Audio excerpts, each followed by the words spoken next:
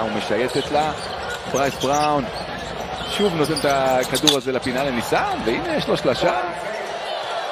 ענבי על הריבאונד. פייט, שמע, מאז שהוא נכנס הוא מעיף שלשות, אבל הוא יודע כבר בשתיים, כן? מחוץ לקשת במשחק פלייאוף בליגת העל.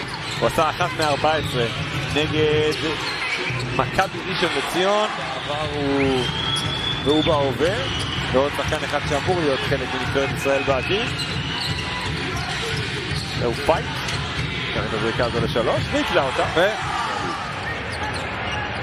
ואז טוען, קיבלתי מכה בפנים, לא שרקתם, ברוקר עם מסירת רוחב יפה, וקהל פייטרים, זה מפגש יותר קשה מזה של מכבי תל אביב בחצי הגמר. בראון, עם אסיסט יפה, מחטיא, מתקן את עצמו. כמה כדורים חוזרים בהתקפה יש לו? ג'יי כהן? לא, ג'יי כהן, לוויליאמס. לוויליאמס 6, בהתקפה 8 בסך הכל. פט.